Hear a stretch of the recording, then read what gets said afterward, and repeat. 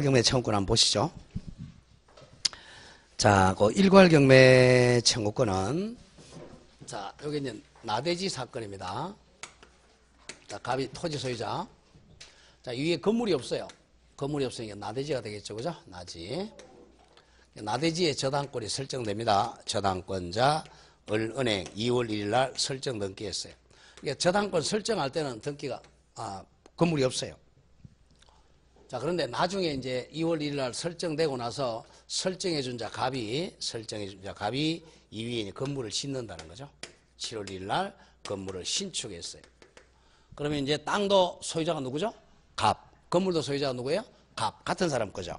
그랬을 때 요 토지 저당은 같은 소유자 건물에 이 저당권의 효력이 미치겠어요? 안 미치겠어요? 미친다? 안 미친다? 에? 미쳐 안 미쳐요? 아까 얘기했어요. 미친다? 안 미친다? 그러니까 미친다는 사람이 정말 돌아온 사람이야. 그랬잖아요. 안 미친다 그랬잖아. 토지하고 건물은 별개라 그랬잖아요. 별개입니다. 안 미쳐요? 미친다 그러면 정말 돌아온 사람이야. 이건 안 미쳐요. 안 미칩니다. 땅 저당은 땅에만 미쳐요. 건물에는 안 미쳐요. 또 건물 저당은 건물에만 미치지 땅에 안 미친단 말이에요. 전혀 별개의 부동산이니까. 별개입니다. 자, 에? 안 미쳐요? 또 미쳤다 그러면 안 돼. 미쳤다 그러면 법원에 가보세요. 그러면 검치산 선고 그냥 나옵니다. 바로. 완전히 돌아온 사람이에요. 안 미쳐요? 자, 그런데 나중에 이제 갑이 돈을 안 갚아요. 만약에 1억을 안 갚으면 어른 토지만 경매 청구해야 돼. 자, 그런데 이제 우리 법은 안 미치지만 토지하고 건물 한꺼번에 경매 청구하는 것을 일괄에는 2개 이상을 한꺼번에 하는 걸 일괄이라 그래. 일괄 경매를 청구할 수 있습니다. 일괄 경매 청구권은 조심 요건이 나대지의 저당권이 설정이 먼저 되고 난 다음에 건물이 신축되어서 소유자가 동일해야 돼. 소유자 같았을 때 일괄 경매를 신청할 수 있지만 조심할 게 여기 만약에 피담보 채권이 3억이었다고 하죠. 3억인데 토지에서 2억의 경락이 되고요. 땅은 또 7억의 경락이 됩니다. 그러면 요 땅에서만 우선 변제 받아. 건물은 우선 변제를 못 받는다는 거죠. 우선 변제 못 받으니까 일반 채권은 7순위 일반 채권으로 들어가야 돼요. 그 점을 조심한다. 건물에는 우선 변제 받을 수 있다 없다? 없다. 그러면 우선 변제도 못 받는데 왜 땅하고 건물을 일괄 경매할 수 있도록 하느냐? 그러면 일괄 경매 청구하면요. 항상 땅하고 건물을 같은 사람한테 경락시켜야 돼요. 그러면 자기 땅 위에 자기 건물이니까 철거를 안 되죠. 철거 방지입니다. 자, 조문 잘 보세요. 365조 일괄 경매 청구권자. 토지를 목적으로, 토지가 나대지입니다. 나대지를 목적으로 저당권을 설정한 후 심표. 그 설정자가 바로 토지 저당권 설정자 갑이 그 토지의 건물을 축조한 때는 심표. 땅 소유자도 갑, 건물 소유자 갑이 됐죠. 그 저당권자 어른 토지뿐만 아니라 토지 함께 건물에 대해서도 일괄적으로 경매를 청구해야 한다가 아니라 할 수도 있다죠. 할 수도 있다. 토지만 경매 청구할 수도 있고 건물까지 한꺼번에 일괄 경매할 수도 있다. 해야 한다가 아니고 권리죠. 권리, 의무는 아니에요. 자, 그러나 조심하고 줄 긋는다. 그러나 건물 경매 대가에 대해서는 우선 변제받을 권리가 있다 없다? 없다. 요걸 이제 많이 출제합니다. 토지 저당은 건물에 미치지 않으니까 건물 경매 대가에는 우선 변제 못 받아요. 자, 오른쪽 요건 나오네. 1. 자, 저당권 앞에 토지를 넣어야 돼. 토지 저당권 설정 후에 나중에 건물을 축조해야죠. 자, 그래서 줄겠죠. 토지 저당권 설정 당시에는 건물이 없어야 됩니다. 나대지의 저당권이 설정되었어야 돼요. 그리고 2번 저당권 설정자 갑이 땅과 건물을 소유하고 있어야죠. 소유자가 같아야 됩니다. 소유자가 다르면 일괄 경매 못해요. 자, 저당권 설정자인 토지 소유자 갑이 저당 토지의 건물을 축조해서 건물을 소유하고 있어야 됩니다. 그럼 잘라주고 조심할게. 저당권 설정자 갑이 건물을 축조한 후에 제3자 병이 병이 건물만 양수하면 토지는 갑이 소유자고 건물은 누가 소유자죠? 병이 소유자죠. 소유자 같아 달라? 다르죠? 이때는 일괄경매 청구 못해요. 그런 경우는 일괄경매가 허용되지 않는다. 그 점을 조심을 해야 됩니다. 자, 그리고 4번의 행사는 자, 권리지 의무가 아니에요. 일괄경매는 저당권의 권리일 뿐이지 의무는 아니다. 할 수도 있다지 하여야 한다가 아니죠. 일괄경매 청구할 권리만 있고 의무는 아니다. 의무는 없다. 그리고 맨 밑에 5번 조심하고요. 일괄경매를 청구하는 경우는 토지와 건물을 반드시라고 적어 반드시 동일인에게 매각, 경락시켜야 됩니다. 자, 일괄경매를 청구하면 법원은 반드시 동일인에게 땅과 건물을 매각시켜야 돼. 왜 그러냐면 건물 철거를 방지하기 때문에 그렇습니다. 땅도 정에게, 건물도 정에게, 동일인에게 매각시켜야 됩니다. 자, 이렇게 해서 일괄경매 청구를 마치고 저당권 처분하러 가죠. 자, 저당권 처분은 가로 열고 수반성이라고 적어서 무슨 성이요? 수반성. 주와 종은 분리 처분 안 되죠. 자, 저당권부 채권의 양도 수반성입니다.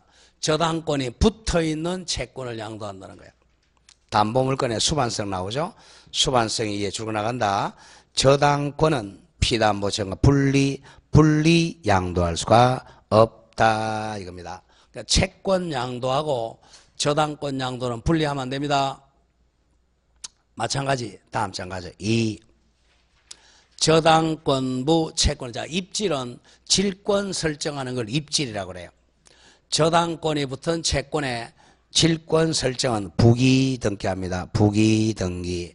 그 교과서가 잘못됐고요. 이걸 어떻게 바꾸느냐 이렇게 좀 바꿔주세요. 조문지 갑니다. 저 뒤에 660인가요? 네, 659쪽에 348조 찾았어요? 348조. 자, 제목 자체 저당 채권에 대한 질권은 부기등기합니다. 요걸 가죠. 그걸 적어 놓으세요. 저당권으로 담보한 채권을 줄이면 저당권부 채권을 질권의 목적으로 한 때는 저당권 등기에다가 질권에 부기등기를 하여야 그 효력이 저당권에 미친다. 이렇게 교과서를 바꾸세요. 저당권부 채권에 질권 설정할 때는 저당권 등기하다가 무슨 등기해야 된다? 부기등기를 해야 저 질권이 저당권의 효력이 생깁니다. 자, 그렇게만 정리하면 됩니다. 저당권이 붙어있는 채권에 질권 설정은 등기를 주등기가 아니라 무슨 등기한다? 부기등기한다. 부기등기를 해야 저당권의 질권의 효력이 미친다. 자, 그렇게 기억합니다. 다음, 그리고 이제 어디가 나오느냐 하면, 자, 369조 와보세요. 조문집. 제 369조. 찾았어요? 661조. 제목이 뭐죠? 부종성이죠. 자, 같이 한번 읽어보겠습니다. 부종성. 시작.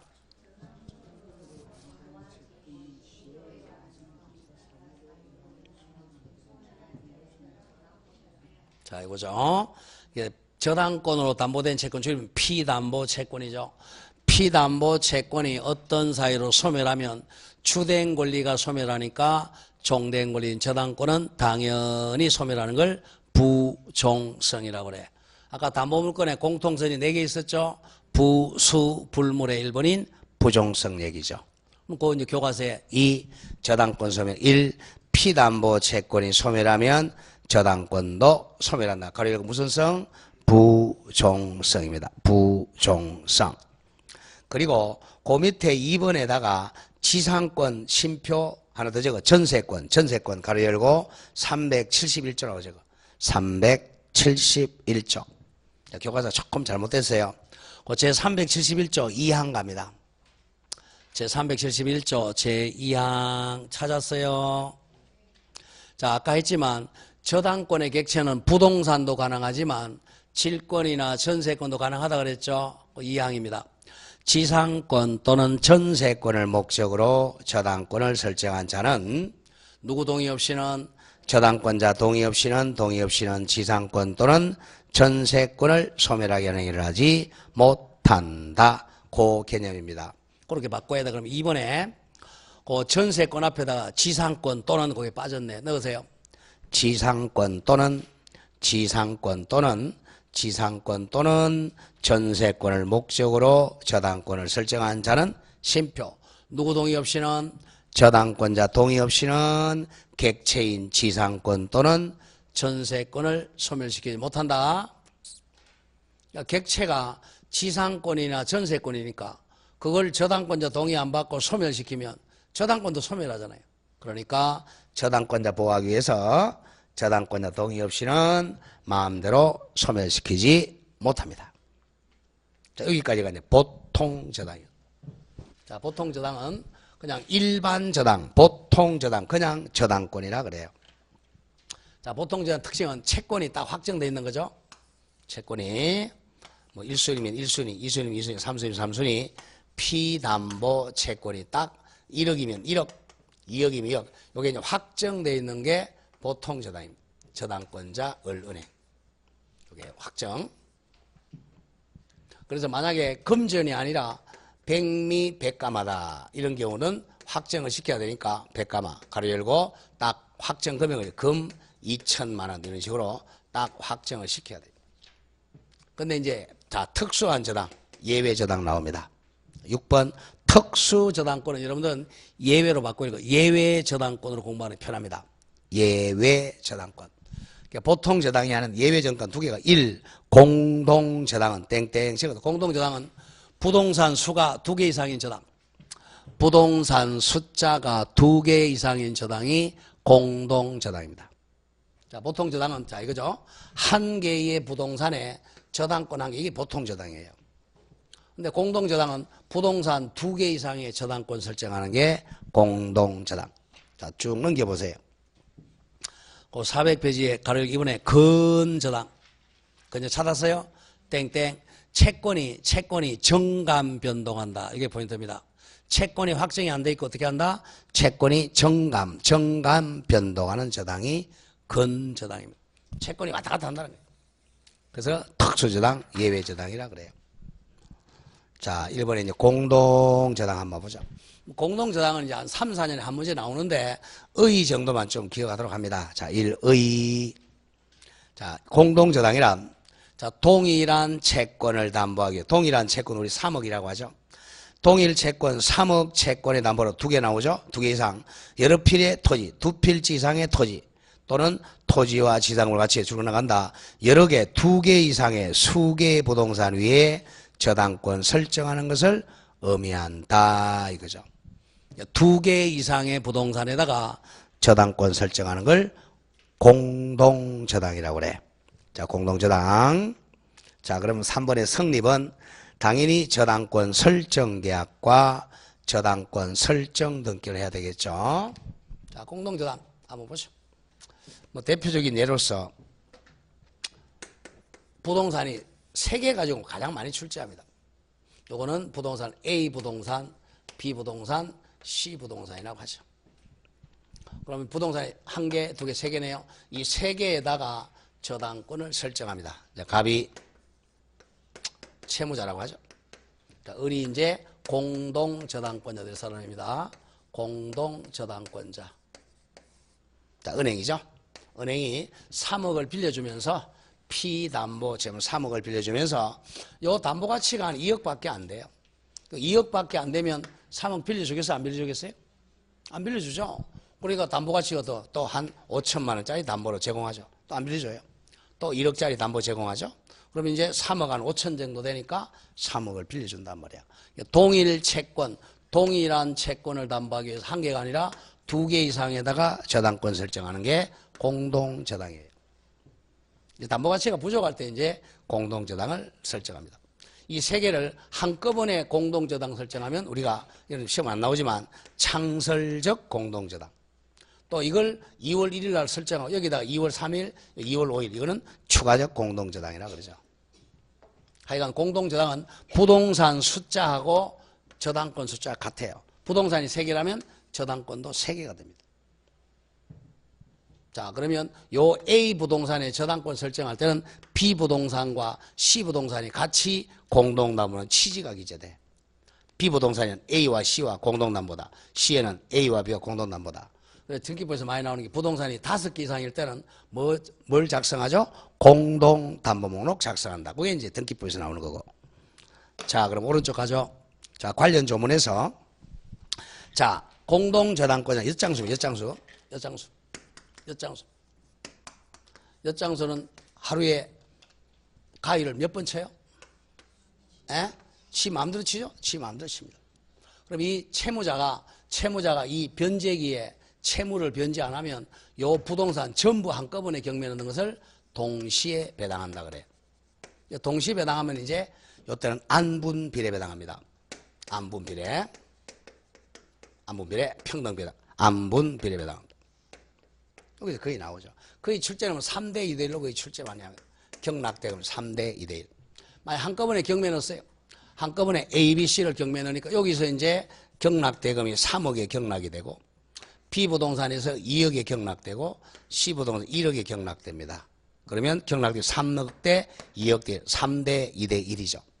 그럼 이 사람이 받을 돈 얼마예요? 3억인데 이걸 다 우선 면제 받으면 안 되잖아. 그럼 부당이득이 발생하니까 이 중에 이제 비례한다는 거. 요 중에서 저기 1억 5천만 배당받습니다. 여기서는 1억, 여기서는 5천. 그래서 1억 5천, 1억 5천이니까 3억 배당받죠. 이걸 안분 비례 배당이라 그래.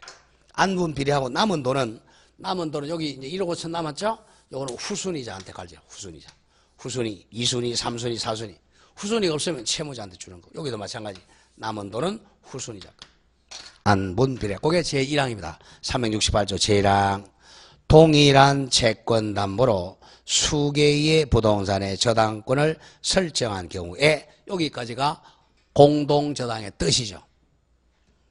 3억 채권을 담보하기 위해서 2개 이상 부동산 저당을 설정한 경우 그 부동산의 경매대가를 동시에 배당한 때는 각 부동산 경매대가에 비례하여 채권 분담을 정한다. 이걸 안분 비례 부담이라 그래. 그 1항만 일단 기억하세요. 2항은 차후에 저 밑에 1번입니다. 선택의 자유. 자, 동시배당 신청할 거냐, 시간이 다르게 이시배당 또는 순차배당 신청할 거는 자유입니다. 엿장사 마음대로죠. 한꺼번에 경매 넣을 수도 있고, 자, 요것만 먼저 경매 넣을 수도 있다는 거죠. 선택의 자유입니다. 자, 공동저당권자는 임의로 어느 목적으로부터 채권 전부나 일부 우선 변제를 요구할 수 있죠. 즉, 일괄 경매도 되고 또는 분할 경매, 이시 배당도 괜찮습니다. 자, 2번에서 이제 동그라미 기억해야 돼. 동시 배당에서는 부담 안분, 요것만 기억하자. 안분 비례 배당입니다. 안분 비례 땡땡. 부동산의 일괄 경매로 경매대가를 동시에 배당한 때는 경락대금에 비례해서 채권 분담을 정한다. 요걸 안분 비례 분담이라고. 대개 출제는 3대 2대1로 많이 출제합니다. 자, 그리고 후순위 저당권자가 없을지라도 반드시 안분 배당 원칙이 적용이 됩니다. 안분 비례 배당을 해야 돼. 자, 그 정도만 기억하고요. 자, 다음 장 지나갑니다. 이시배당은 차후에 가겠고. 그리고 이 근저당으로 합니다. 자, 근저당은 거의 매년 한 문제가 나옵니다. 자, 근저당은 일단, 자, 근저당은 보통 저당과 차이가 채권이 정감 변동한다는 거야. 자, 채권이 등기부 보면 여기는 그냥 저당권 설정 이렇게 돼요. 근저당 근자가 들어가야 된다. 근저당권 설정. 그 다음에 필요적 계상이 채권이 정감 변동하니까 채권을 확정을 못 시켜요. 피담보 채권이라고 기재를 못하고 채권 최고액이라고 적습니다. 채권 최고액. 최대 한도만 적죠. 10억이면 10억. 10억 범위 내에서 정감 변동한다는 거야. 갑금 가다가 채무가 빵원이 되더라도 부종성으로 수물 안 해요. 근저당은 부종성과 수반성이 없는 거죠. 부종성과 수반성은 예외가 바로 건저당입니다. 그 다음에 채무자. 채무자는 뭐 보통 저당은 똑같고, 그 다음에 건저당권자, 을은행이죠. 이같이 최고액하고 채무자가 필요적게 건저당의 뜻. 건자가 들어가면 채권이 정관 변동한다. 자, 가보죠. 제 357조. 자, 건저당에다가 무슨 성의 예외? 부종성, 수반성이 없다. 부종성, 수반성의 예외. 합하면 부수성의 없다. 부수성이 없다. 이랑 저당권은 그 담보할 채무 주로 나간다. 채무의 최고액만 정하고, 우리 최고액 10억만 정하고 채무 확정을 장래 보류 유보하여 이를 설정할 수 있다. 이 경우가 건저당. 건저당의 경우 그가 피담보 채무입니다.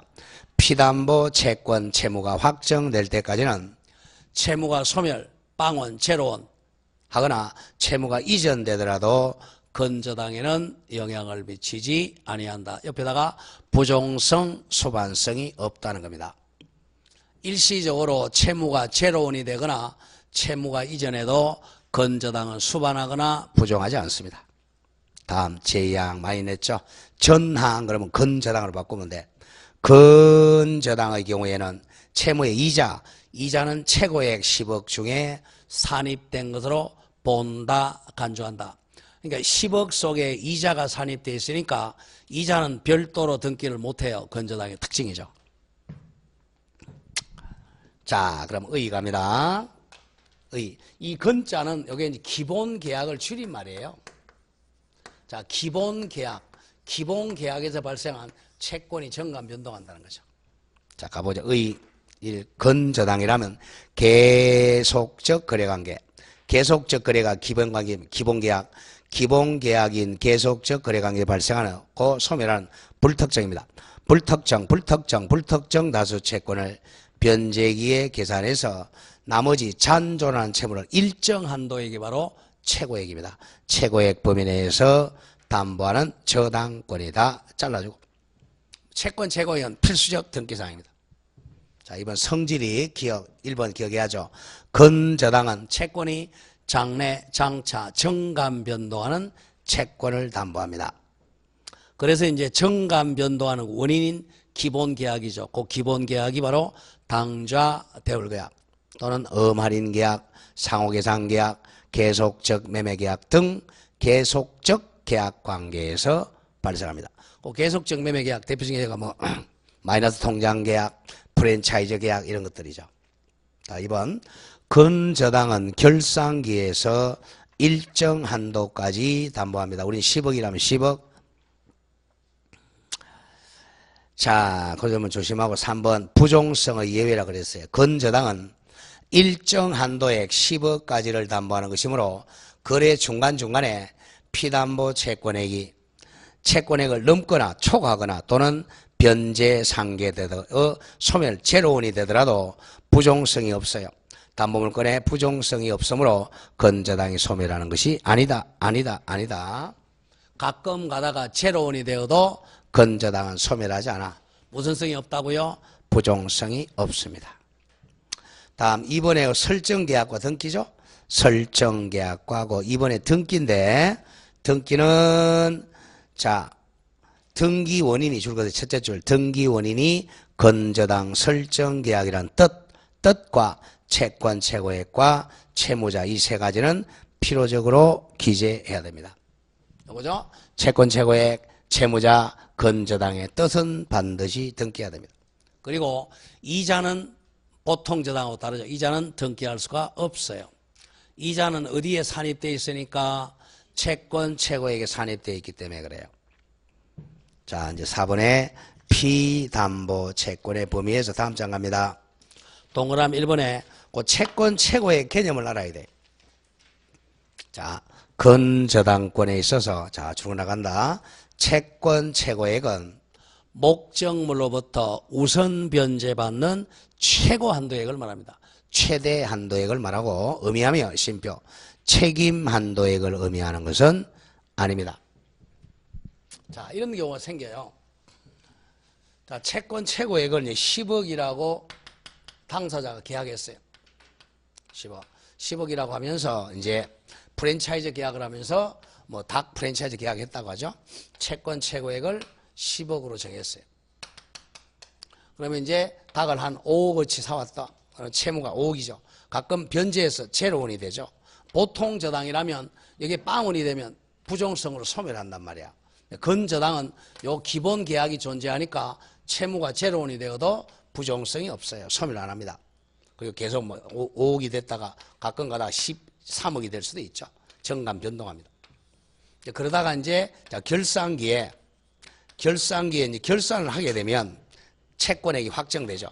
결산기에 피담보 채권이 확정돼요. 확정됐을 때, 자, 10억보다 낮을 때 7억이 되는 경우, 7억이 되면 7억으로 확정되고, 이걸 초과해서 13억이 되는 경우, 두 가지가 있을 수 있겠죠. 이렇게 되면 조심할 게, 7억이 되면 누구도 7억만 변제하면 건저당을 말소할 수 있습니다. 최대 한도가 10억이니까. 이걸 초과했다면 13억이 되면 조심할 게 채무자는 13억을 다 변제해야 돼. 돈 빌린 사람이니까. 채무자가 아닌 제3자는 10억만 변제하면 되죠. 그런데 물상보증인이라든지 제3취득자는 채무자가 아니죠. 이런 사람들은 10억만 변제하면 말소할 수 있다. 그걸 자주 출제해 보죠. 뒤에 나오죠. 따라서 채무자는 채권 최고액을 초과하는 채무전액 13억 전액을 변제해야 건저당 말소를 청구할 수 있습니다. 채무자갑은 초과한 금액 13억 전액 다 변제해야 건저당 말소를 청구할 수 있다. 그런 점 조심해야 됩니다. 그리고 까만 글씨 나오죠. 한 편 다음. 저당권 실행 비용은 최고액에 포함되지 않습니다. 아까 최고액에는 뭐만 포함되죠? 이자만 최고액에 포함돼요. 다음 동그라미 2번. 피담보 채권의 확정 땡땡 적으세요. 피담보 채권이 확정되면 땡땡 보통 저당으로 전환된다. 보통 저당으로 바뀌어요. 전환됩니다. 피담보 채권이 확정되면 보통 저당으로 전환되니까 부종성, 수반성이 있다가 되죠. 부종성, 수반성이 있다. 자, 그러면 확정 시기가 자주 나와. 자, 건저당권의 피담보 채권은 첫째, 결산기 도래하면 채권이 확정되죠. 두 번째, 건저당의 존속기간이 있는 때는 존속기간 만료. 또 기본계약, 프랜차이즈 계약이나 당자대학 해지나 해제 등으로 확정된다. 자, 고로 쭉 나간다. 이제 채권이 확정됐으면 보통으로 바뀐다 그랬어요. 채권이 확정되면 그 이후 발생한 채권은 더 이상 건저당으로 담보되지 않는다. 왜? 보통 저당으로 바뀌었으니까 부종성 때문에 그래. 자, 밑에 이제 판례학습에서 그 1번 좀 잘 기억합니다. 1번. 자, 피담보 채권의 확정. 자, 읽어 나가면 건저당권자가 스스로 경매를 신청하는 것은 계속 거래하겠다는 거야, 안 하겠다는 거야? 안 하겠다는 거죠? 그럼 경매 신청한데 확정돼요. 건저당권자가 스스로 경매를 신청한 때는 채무자와 더 이상 거래관계를 유지하지 않겠다는 의사를 표시했다고 볼 수 있다. 따라서 줄거세요. 건저당권자가 바로 밑에 줄 경매를 신청한 때는 경매 신청 시에 건저당권은 확정됩니다. 건저당권자가 경매 신청하면 경매 신청 시에 채권이 확정됩니다. 그때 보통 저당으로 전환돼요. 또 잘라주고 한편 또 줄 긋는다. 후순위 저당권자가 경매 신청한 경우 선순위 건저당의 피담보 채권은 경락대금 완납한 때 확정된다. 구별 잘해야 돼요. 자, 이런 얘기입니다. 자, 결산기를 정했다면 결산기에 채권이 확정이 돼요. 7억이 확정되면 7억, 13억이 확정되면 13억이 확정되는데 결산기를 안 정했을 때 문제죠. 자, 결산기를 안 정했을 때, 자, 선순위 1순위 건저당권자을 2순위 건저당권자 A가 있었어요. 그러면 얘가 건저당권자가 경매를 신청하면 건저당권 A가 경매 신청하면 이 A의 피담보 채권은 경매 신청 시에 확정됩니다. 경매 신청할 때 나하고 거래 안 하겠다. 이때 채권이 확정돼. 이때 채권이 7억이었다. 그럼 7억으로 확정돼. 자기 거는. 근데 후순위가 경매 신청했는데 요 선순위는 경매 신청 안 했어요.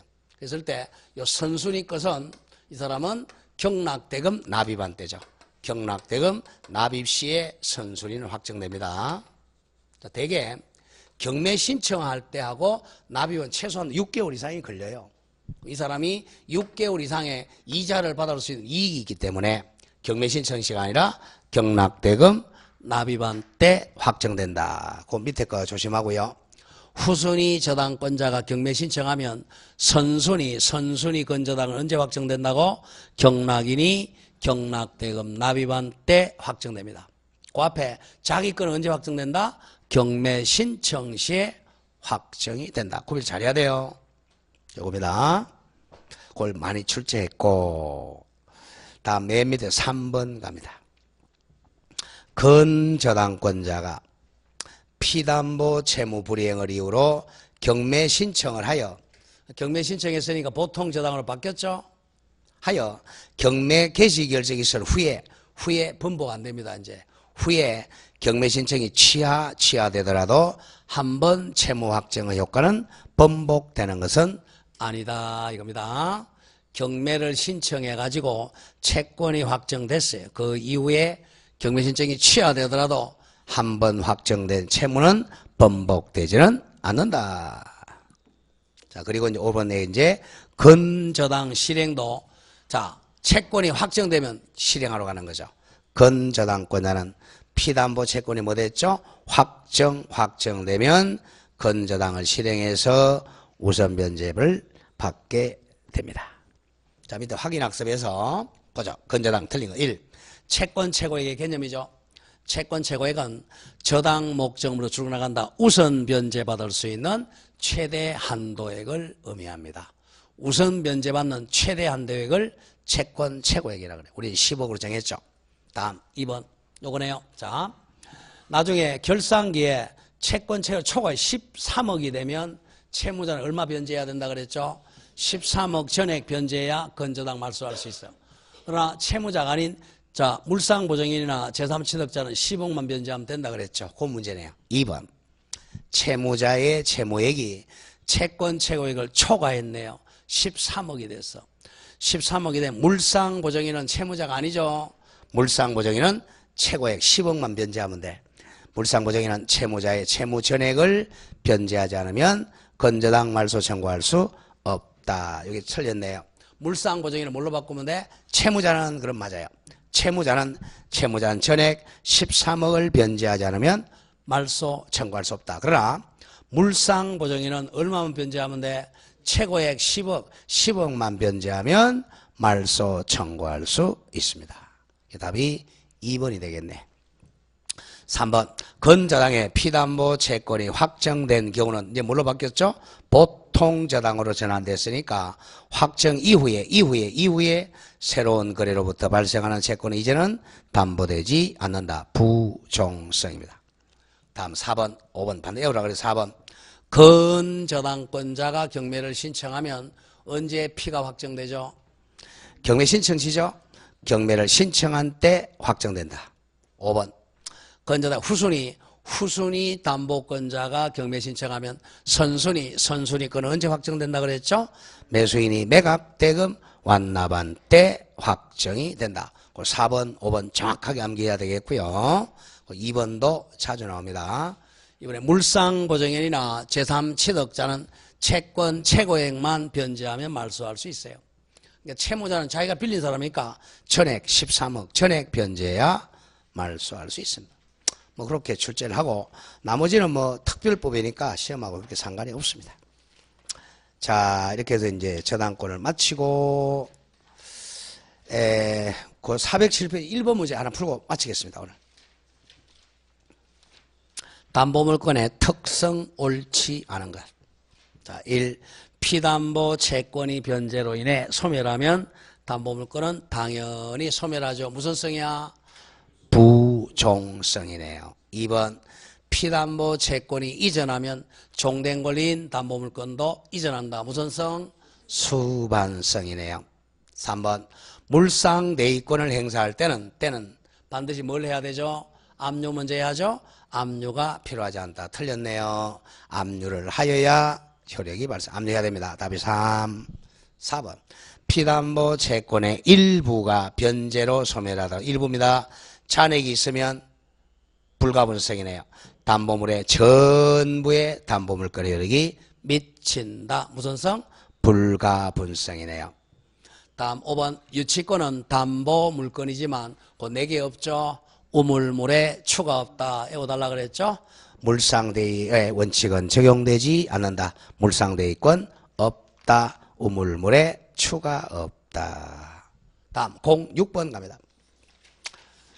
이렇게 짧게 가끔 내요. 저당권에서 인정되지 않는 것. 저당권은 뭘 못한다 그랬죠? 점유를 못하니까 물청 중에서 뭐가 없다? 반환 청구권 없다. 뭘 찾아라는 거야. 1. 당연히 부수불물 물상대위권이 있고 2. 당연히 저당권 이퀄 우선변제권. 3번에 나왔네요. 저당물 뭐가 나오죠? 반환 청구권 없죠. 답이 3. 저당권자가 없는 거는 무조건 반환 청구권입니다. 자, 4번에 피담보 채권의 처분권은 수반성이죠. 수반성. 5번에 방해 배제 청구권이 있습니다. 뭐 이런 식으로 출제가 됩니다. 자, 이렇게 해서 물건을 마치고 다음 주에 계약법 가도록 하겠습니다. 자, 그럼 다음 주에 계약법으로 뵙도록 하고 오늘 강의를 마치겠습니다. 수고하셨습니다.